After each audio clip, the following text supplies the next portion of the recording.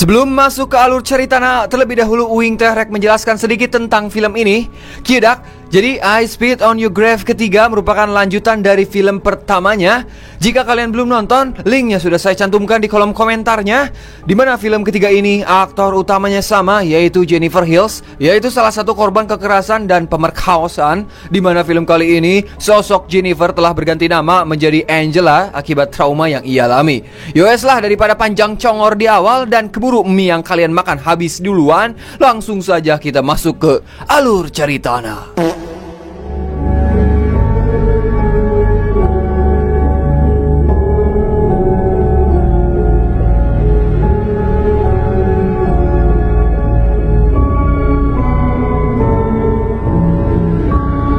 Cerita ieu teh dimimitian dengan memperlihatkan si Angela yang baru saja terbangun dari tidurnya, di mana pada tidurnya beliau sempat bermimpi tentang peristiwa kelam yang membuatnya sangat trauma. Dan traumanya itu membuat Angela benci terhadap kaum laki-laki. Ternyata di tempat itu sudah ada seorang wanita tua yang merupakan psikiater pribadinya. Psikiater itu menanyakan beberapa hal tentang pengalaman Angela. Namun lagi-lagi Angela masih kepikiran tentang peristiwa kelam yang ia alami. Kemudian saat Angela akan pergi bekerja, terlihat Angela selalu bersikap dingin dan menjaga jarak terhadap laki-laki saat menunggu di halte bus. Setelah sampai di tempat kerjanya, bahkan Angela juga tidak mau berteman dengan pria sekantornya. Bisa dilihat pria ini berusaha akrab dengan Angela, namun si Angela bersikap cuek dan langsung pergi meninggalkannya. Hari demi hari Angela lewati, beliau pun selalu saja bermimpi tentang kejadian di masa lalunya yang susah dilupakan, sehingga membuatnya sangat trauma terhadap laki-laki dan menjadikan dirinya sosok wanita yang pendiam. Singkat cerita, saat Angela tengah berolahraga di gigir danau, dirinya pun masih saja terbayang-bayang. Akan tetapi saat enak-enak jogging, tiba-tiba datang segerombolan pria yang menghampiri dan mencoba menggodanya. Terbesit di pikiran Angela ingin sekali melawan dan menembak para pria itu. Ya, daripada masalah ini lebih runyem, Angela pun langsung pergi meninggalkan mereka. Oh, you ain't got on that. Kemudian kita akan memperlihatkan Angela yang kembali melakukan konseling dengan dokter psikiaternya. Di sini si dokter menyarankan kepada Angela untuk bergabung dengan grup terapi, di mana di dalam grup itu adalah orang-orang yang sempat menjadi korban kekerasan, KDRT, bahkan pemerkosaan.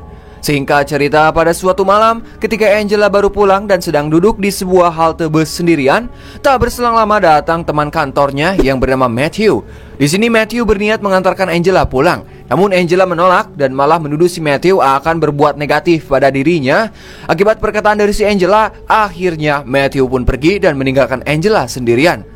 Kemudian pada suatu hari, terlihat Angela mendatangi perkumpulan orang-orang yang sempat menjadi korban kekerasan seksual atas saran dari sang dokter psikiaternya. Di sana mereka semua pun saling berbagi cerita dengan pengalaman kekerasan yang mereka alami. Dan pengurus dari komunitas itu bernama Lynn. Ini banget nah. Lantas ia pun memperkenalkan Angela kepada seluruh anggotanya. Kemudian Lynn mempersilahkan kepada Angela untuk bercerita tentang pengalaman buruk yang ia alami. Namun Angela enggan bercerita, entah kenapa. Hingga pada akhirnya Lynn pun mempersilahkan kepada seluruh anggotanya untuk beristirahat sejenak dan menikmati kopi gratis yang sudah disiapkan di sana. Namun saat Angela mau mengambil kopi kapal api, datanglah seorang pria berkacamata yang bernama Oscar, nggak pakai Oasis. Di sini mereka pun saling berkenalan dan mengobrol tentang anak dari si Oscar. Setelah selesai mengobrol, lantas Oscar pun pergi. Kemudian salah satu perempuan yang stylenya seperti anak rock bernama Marla pun menjelaskan apa maksud dari percakapan si Oscar. Yang ternyata anak dari si Oscar sempat menjadi korban pemerkosaan, dan ketika pelaku pemerkosnya sudah bebas secara teknis, anaknya Oscar memilih untuk bunuh diri. Sekarang Oscar benar-benar terpukul akan nasib yang menimpa sang anak. Kemudian Marla pun mengajak Angela keluar untuk ngudut bareng sambil mengobrol. First group. First, I think. Singkat cerita, saat Angela berjalan mau pulang sendirian, di mana pada saat itu sudah tengah malam, secara kebetulan para pria yang sempat mengganggu Angela sebelumnya kembali muncul. Namun beruntung Marla datang tepat waktu. Di sini Marla pun membuat para pria itu menjadi malu dengan mengatakan, "Kau tidak akan mendapatkan wanita jika kondisimu seperti ini, miskin. Carilah pekerjaan dan mobil yang bagus. Bukan cuma mobil rongsok yang kau pakai. Jika kau ingin wanita, kau harus membayar untuk itu, karena tak ada yang mau mantap-mantap denganmu tanpa dibayar." Memang menyedihkan jika ada wanita yang memilih menjadi lesbong daripada harus bercinta denganmu. Akhirnya perkataan itu membuat Angela tersenyum. Lantas Marla pun mengajaknya untuk minum di sebuah bar. Setelah sampai, mereka pun mulai saling berbagi banyak cerita. Marla yang nampaknya wanita kuat, dirinya pun memberikan saran kepada Angela dengan mengatakan, "Aku ingin memberi para wanita harapan." Maksudnya semua korban wanita yang menjadi korban kekerasan seksual ini harus diajari cara untuk melakukan balas dendam kepada pelakunya. Jika saja Marla tahu, padahal Angela ini pernah membunuh para pelaku yang memperkaos dirinya dengan sangat sadis. Semenjak obrolan itulah, mereka pun menjadi teman yang sangat dekat. There are good ones? Yeah, sure, and unicorns too. Out. That's graphic. Kemudian pada keesokan harinya, saat Angela mau berangkat kembali ke tempat perkumpulan, terlihat ia memasukkan alat setrum ke dalam tasnya. Ya, tujuannya hanya untuk melindungi dirinya. Singkat cerita, ketika sudah sampai di tempat perkumpulan, di sana terdapat seorang wanita yang nampaknya masih remaja. Wanita itu bernama Cassie. Kemudian Cassie mulai berbagi pengalaman buruknya. Setelah orang tuanya Cassie bercerai, ibunya mengalami stres berat dan sering melamun tiap hari, hingga pada suatu saat datanglah seorang pria bernama Ron yang sekarang menjadi ayah tirinya Cassie. Dan sosok Ron ini menjadi obat untuk ibunya yang sudah lama tidak bahagia lagi. Hari demi hari mereka lewati. Ayah tirinya mulai melakukan tindak kekerasan seksual terhadap Cassie. Cassie sempat melaporkan kejadian itu pada ibunya, namun si ibu tidak percaya apa yang dikatakan oleh anaknya sendiri, sebab ibunya menganggap sosok Ron atau ayah tirinya Cassie adalah penyelamat hidup mereka. Pada akhirnya Cassie hanya bisa ngajedog untuk kesembuhan ibunya. Cassie. Sure. No, because she'd been so unhappy for so... At first... Because I didn't say something right. Singkat cerita nadei, setelah selesai berkumpulan itu, terlihat Angela dan Marla kembali mendatangi sebuah bar sambil bercerita. Namun mereka membicarakan soal Cassie yang mengalami kekerasan seksual oleh ayah tirinya sendiri. Di sini Marla mengatakan, "Aku ingin sekali membantu Cassie. Aku kasihan pada dirinya, apalagi ia tinggal serumah dengan pelaku yang sudah memperkaosnya." Kemudian ketika mereka berniat akan pulang, mereka sempat mengikuti pria tua yang berjalan sempoyongan akibat mabuk, di mana pria tua itu habis mabuk di bar yang sama. Lantas Marla pun mencoba menjahili pria tersebut dengan cara ngerosotkeun celananya hingga membuat si pria itu kencing.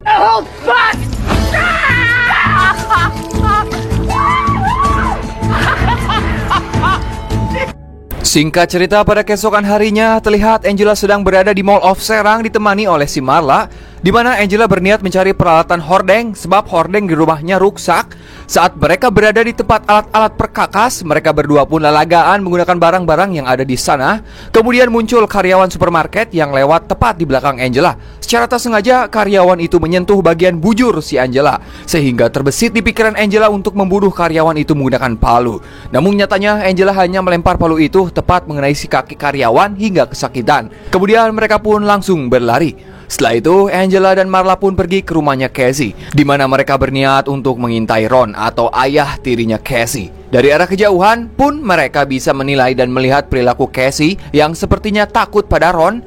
Kemudian saat Ron pergi menggunakan mobilnya, lantas mereka berdua pun mengikuti Ron sampai ke tempat kerjanya, di mana Ron bekerja di sebuah toko surat. Kemudian saat Ron selesai bekerja, terlihat Angela dan Marla sudah bersiap-siap untuk memberi pelajaran kepada Ron. Saat si Ron turun dari lift dan berjalan ke arah mobilnya, tiba-tiba Marla langsung menghajar si Ron menggunakan linggis hingga kepala botaknya berdarah. Akan tetapi ketika Marla akan memukulnya lagi, Angela pun langsung menahan tindakan si Marla.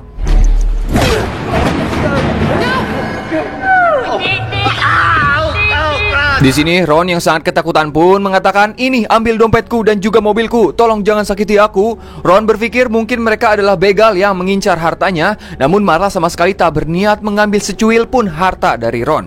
Ia hanya memberikan ancaman supaya si Ron jangan sekali lagi melakukan pelecehan terhadap seorang perempuan. Ron pun mengiyakan perkataan dari Marla. Mungkin karena sudah kesal, si Marla malah menghajar si Ron. Beruntung hal yang dilakukan Marla dicegah oleh Angela yang hampir saja Marla membunuh Ron. Marla dan Angela pun langsung pergi, dan pada akhirnya mereka membawa dompet si Ron. Ketika sudah berada di luar, Marla dan Angela terlihat begitu senang karena mereka tak percaya bisa melakukan hal ini demi kebaikan Cassie. Hingga pada akhirnya mereka berdua pun pergi untuk makan siang menggunakan uang curian dari si Ron. Singkat cerita nadei, Angela dan Marla pun kembali ke tempat komunitas korban kekerasan seksual. Di situ juga ada Casey yang sedang bercerita mengenai sikap Ron yang belakangan ini berubah drastis, di mana Casey mengatakan walaupun dia tidak bilang menyesal atas perbuatannya, namun akhir-akhir ini dia lebih sopan terhadapku. Mendengar cerita itu tentu saja membuat Angela dan Marla ikut senang, karena berkat merekalah Casey sudah merasa lebih aman berada di rumahnya. Setelah selesai berkumpul, lantas mereka semua pun langsung pulang. Namun Marla bersikap tidak seperti biasanya. Lantas Angela pun bertanya, apakah kamu baik-baik saja? Yang ternyata Marla ada sedikit masalah dengan mantan pacarnya. Maka dari itu Angela pun mengajak Marla untuk bertemu di tempat bar biasa. Namun untuk hari ini Marla tidak bisa. Marla pun berjanji kita akan bertemu hari Kamis sebelum pertemuan kelompok ini tiba. Yeah, sure. See you at Monty's. Kemudian pada keesokan harinya terlihat Angela sedang sibuk dengan pekerjaan di kantornya. Namun lagi-lagi Matthew mengajak Angela untuk ikut makan bersama dengan teman-teman kantornya yang lain. Dan semenjak Angela berteman dengan si Marla, Angela pun mulai bersikap baik kepada si Matthew. Akan tetapi untuk hari ini Angela tidak bisa karena ia sudah ada janji untuk bertemu dengan Marla. Lantas Angela pun mengatakan, mungkin besok aku baru bisa makan bersama kalian. Tentu saja perkataan itu membuat Matthew sedikit senang karena pada akhirnya Angela mau diajak untuk makan bersama. Singkat cerita, malam pun poek, terlihat Angela sudah berada di bar dan sedang duduk menunggu kedatangan si Marla. Namun setelah lama ngadagoan alias menunggu, si Marla tidak kunjung datang. Hingga akhirnya Angela pun memutuskan untuk pergi dan langsung ke tempat perkumpulan. Akan tetapi setelah sampai, terlihat yang lain seperti sedang bersedih dan merenung entah kenapa. Lantas Angela pun menanyakan kepada Lynn apa yang sebenarnya terjadi. Lynn memberitahu bahwa Marla sudah tewas. Aku dihubungi oleh polisi siang ini. Dia memberitahu bahwa Marla sudah ditemukan meninggal. Namun kejadian tewasnya Marla, Lynn juga tidak mengetahuinya. Mendengar hal tersebut membuat Angela sangat terkejut dan sedih, hingga pikiran Angela pun lagi-lagi ingin sekali menyerang Lynn.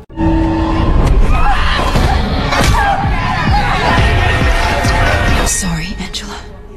Tak berselang lama muncul seorang detektif ke tempat tersebut. Detektif itu bernama Dylan. Lantas Lynn menyuruh kepada mereka semua untuk duduk terlebih dahulu dan menjelaskan bahwa orang ini adalah detektif untuk menjelaskan atas kematian Marla.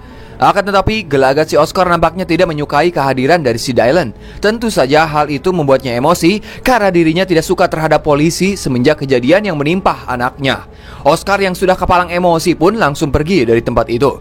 Ternyata kehadiran Dylan di tempat itu hanya ingin menyelidiki atas kematian Marla dan tidak berniat untuk ikut campur mengenai kegiatan komunitas ini. Atas sedikit keributan yang terjadi, Dylan pun memutuskan untuk mengambil kopi sekalian menenangkan para anggota yang berada di sana. Namun saat Dylan sedang mengambil kopinya, Angela pun mencoba menghampiri si Dylan untuk menanyakan apa yang terjadi. Kok Marla bisa tewas? Angela juga mengatakan dia adalah teman baikku selama aku berada di komunitas ini, sehingga dirinya perlu tahu mengenai penyebab kematian Marla. Lantas Dylan pun menjelaskan bahwa Marla telah dibunuh oleh seseorang. Namun kasus ini tidak boleh dijelaskan secara spesifik, apalagi di tempat ini banyak sekali orang. Maka dari itu Dylan pun mengajak kepada Angela untuk pergi ke sebuah restoran dan membicarakan secara pribadi mengenai kematian Marla. Absolutely. If you can think of anything, let me buy you a decent cup of coffee somewhere. Ketika mereka sudah berada di restoran, Dylan pun menjelaskan bahwa kematian Marla belum jelas siapa pelakunya. Namun sampai saat ini pihak polisi masih mencari bukti kuat tentang mantan pacar dari si Marla. Sementara Angela menjelaskan tentang perilaku dari Marla kepada Dylan. Dia begitu baik padaku hingga aku menjadi sosok yang kuat semenjak diriku berteman dengannya. Setelah cukup mengobrol, lantas Dylan pun pergi dari sana. Akan tetapi saat akan pulang, lagi-lagi Angela diganggu oleh pria yang sama, dan pria itu bernama Chief, di mana si Chief ini ternyata suka kepada Angela. Kemudian pikiran Angela pun kembali berimajinasi di mana ia membunuh ketiga pria yang mengganggunya. Akan tetapi Angela memilih untuk pergi dari sana. Singkat cerita, pada keesokan harinya saat Angela berada di kantor, terlihat ia sedang membaca berita yang ternyata mantan pacar dari si Marla bernama Nicholas bebas dari hukum dan tidak ada bukti apapun tentang dirinya yang membunuh Marla. Angela yang membacanya pun sangat kesal, lantas ia pun langsung ke kantor polisi untuk bertemu dengan detektif Dylan. Namun sesampainya di sana, Dylan juga tidak bisa berbuat apa-apa tentang bebasnya mantan dari si Marla, yaitu si Nicholas. Mendengar hal tersebut membuat Angela semakin kesal dengan hukum di negaranya. Lantas Angela pun kembali pulang ke apartemennya. Sesampainya di apartemen, Angela memarahan dan ngebantingkan beberapa piring. Namun saat melempar pisau, terlihat pisau itu menancap pada sebuah lukisan. Melihat hal tersebut, sisi psikopat Angela pun kembali membara. Hingga pada akhirnya ia pun berniat mau membalaskan dendam atas kematian Marla, yaitu membunuh Nicholas. Kemudian Angela terlebih dahulu menyiapkan sebilah pisau yang disimpan di pahanya menggunakan sabuk.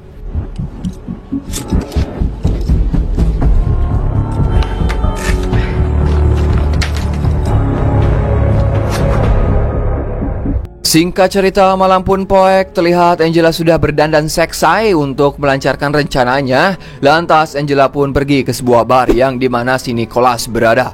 Dan benar saja ketika berada di sana, Angela terus menatap si Nicholas hingga Nicholas pun mulai terpancing. Lantas Angela pun mulai berjalan ke tempat yang sangat sepi.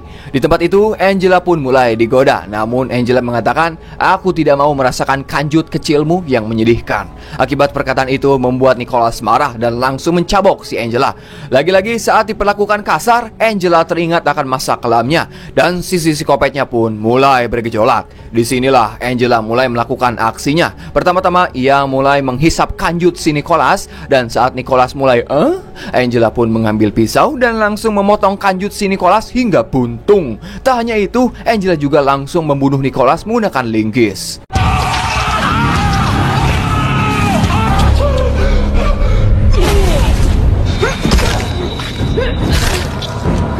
Dan pada keesokan harinya, di saat Angela sedang bekerja, tiba-tiba Matthew memberitahu kepada Angela bahwa ada detektif Dylan yang sedang mencarimu. Lantas Angela pun menghampiri si Dylan dan mereka pun mengobrol empat mata di ruangan lain. Ternyata Dylan ingin menanyakan soal kematian Nicholas, yaitu mantan pacar Marla. Dylan juga menuduh bahwa si Angela ini telah membunuh Nicholas. Sebab sebelum kematian Nicholas, Angela sempat memarahan kepada Dylan. Akan tetapi Angela menyangkal semua tuduhan itu dengan mengatakan, "Kau pikir aku pelakunya, ha? Jujur saja, aku senang ada orang yang telah membunuhnya. Bahwa keadilan ini harus ada." Karena tidak menemukan bukti apapun pada Angela, akhirnya Dylan pun pergi dari situ.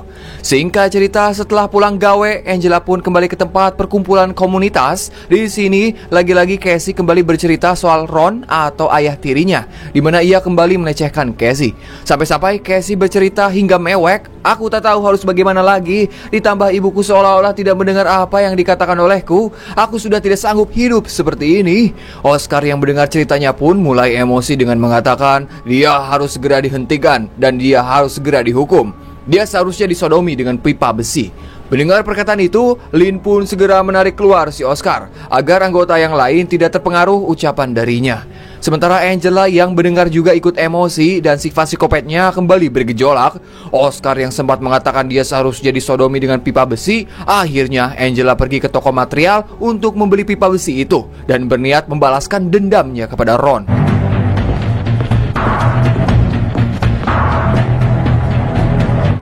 Dan benar saja, saat Ron sedang menutup tokonya, tiba-tiba Angela muncul dengan berpakaian seperti anak sekolah.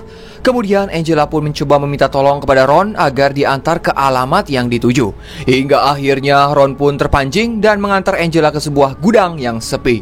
Setelah masuk ke dalam gudang tersebut, Angela pun mulai menggoda si Ron dengan mengatakan, "Kau ingin bermain? Apakah aku tidak terlalu dewasa kan, ayah?" Sambil perlahan-lahan berjalan ke arah kasur yang ada di sana. Ron yang melihat Angela memamerkan kememnya pun mulai tersagne-sagne. Dengan cepat, Ron mulai membuka celananya dan memasukkan rudalnya ke dalam kemem si Angela. Akan tetapi baru saja dimasukkan di bagian kepala kanjutnya, Angela mengatakan, "Sudah kubilang, kami akan mengawasimu." Kemudian Angela pun langsung menyetrum Ron hingga pingsan. Singkat cerita, saat Ron tersadar, terlihat dirinya sudah berada di kursi dengan keadaan terikat tanpa celana. Ron yang sangat ketakutan pun berteriak meminta tolong, namun sayang di tempat itu tidak ada seorang pun selain mereka. Sebelum menyiksanya menggunakan palaron besi, Angela terlebih dahulu mengatakan, "Kau tahu bagaimana rasanya diperkaos berulang kali? Sekarang aku akan mendidikmu dengan benda ini." Setelah itu, Angela pun langsung memantekkan pipa besi itu tepat mengenai rahang si Ron. Kemudian Angela pun menjatuhkan kursi yang mengikat Ron. Sebelum penyiksaan selanjutnya, Angela terlebih dahulu melumaskan pipa besi itu agar licin. Setelah selesai, lantas Angela pun perlahan-lahan mulai memasukkan paloron besi itu ke dalam lubang bujur si Ron, hingga membuat Ron tewas saat itu juga. That's a tough one, Ron.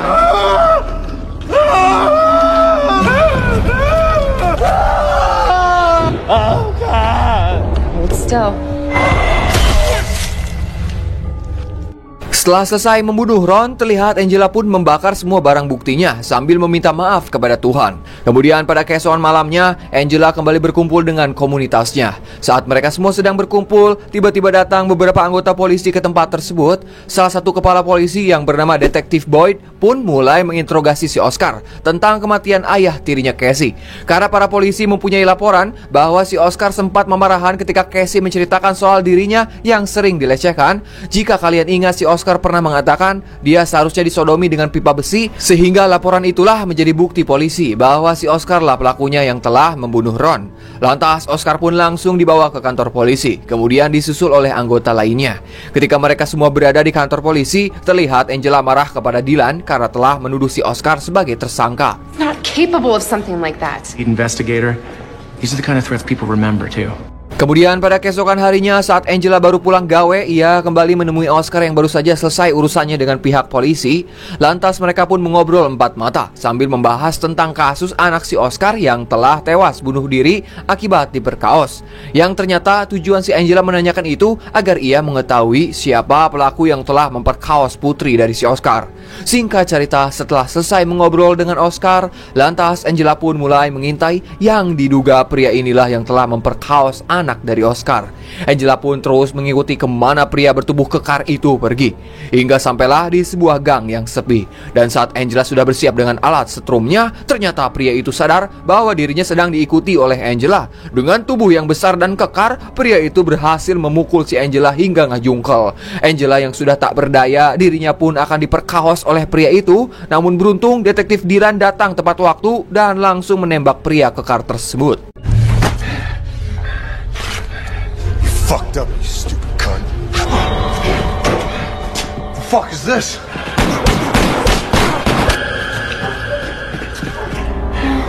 Okay, you're okay. Lantas Angela pun dibawa ke kantor polisi untuk diinterogasi. Yang ternyata Detektif Boyd sudah mengetahui semuanya siapa sebenarnya Angela ini. Dia juga tahu siapa nama asli Angela, yaitu Jennifer Hills. Saat diinterogasi, dengan cerdiknya Angela dapat melontarkan alasan-alasan yang tepat hingga membuat Detektif Boyd marah.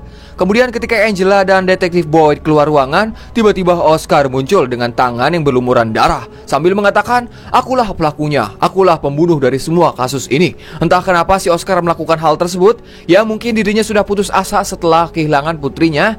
Hingga pada akhirnya Angela pun dibebaskan, namun masih dalam pantauan polisi. Benar saja, saat Angela akan pulang, terlihat di depan apartemennya satu mobil polisi terus mengawasi Angela.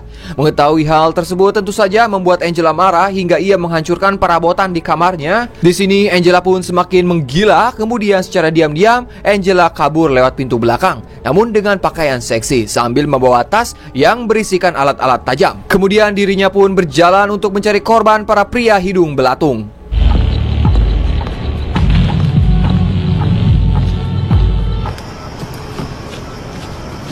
Terlihat Angela pun terus berjalan tanpa arah tujuan, namun tanpa ia sadari ternyata Detektif Dylan diam-diam sedang mengikutinya. Dan ketika si Angela berjalan di sebuah taman, pada akhirnya Angela pun mendapatkan satu mangsa, yaitu si Chief, pria yang sering mengganggunya. Nah, di sini Angela pun mulai melakukan aksinya. Cara diam-diam Angela mengeluarkan pisau di tasnya sambil menggoda Chief. Namun ternyata Chief malah ilfil melihat tingkah laku dari Angela yang sangat aneh. Kenapa dari kemarin Chief selalu menghampiri Angela? Karena dirinya hanya ingin mengganggunya saja dan tidak ada niatan untuk memperkaosnya. Namun karena Angela yang terus menggoda sambil mengatakan, "Apakah kamu mau aku hisap kanjutnya?" Mendengar penawaran gratis itu, tentu saja Chief mau dong, apalagi aku yang ikut mau. Dan saat ia mendekatinya, dengan cepat Angela langsung melibaskan pisaunya. Namun sayang, Chief dengan sigap berhasil menghindari serangan Angela dan langsung memukulnya hingga ngejungkel. Your foreplay needs work. Tak berselang lama datang Detektif Dylan yang menghentikan aksi Angela. Namun saat Chief lengah, Angela sempat menendang kakinya dan berniat mau membunuh Chief. Lantas Dylan mencoba menahan Angela untuk tidak melakukan hal tersebut. Akan tetapi Angela tidak mendengar perkataan dari Dylan, hingga Angela pun sepertinya membunuh si Chief. Kok sepertinya sih bang? Ya karena di film ini kita tidak diperlihatkan apakah si Chief tewas atau berhasil digagalkan oleh Dylan. Singkat cerita, adegan pun berpindah dengan memperlihatkan si Angela yang berkonsep berkonsultasi kembali dengan dokter psikiaternya. Dan ternyata selama ini Angela di penjara bisa dilihat dirinya sudah memakai baju orange.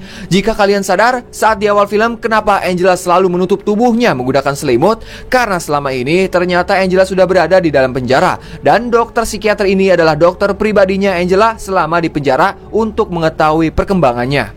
Setelah selesai mengobrol, Angela pun diminta untuk keluar ruangan dan menunggunya di luar. Akan tetapi, terlihat terdapat dua wanita sesama napi yang sudah menyiapkan pisau di celananya dan berniat mau membunuh Angela. Namun karena pada dasarnya Angela ini adalah psikopat, dengan mudahnya si Angela dapat membunuh kedua wanita tersebut.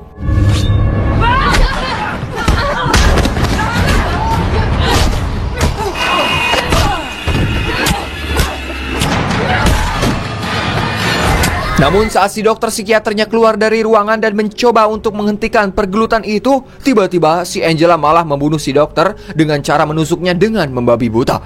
Ternyata itu hanyalah imajinasi Angela saja, dan pembunuhan itu tidak pernah terjadi.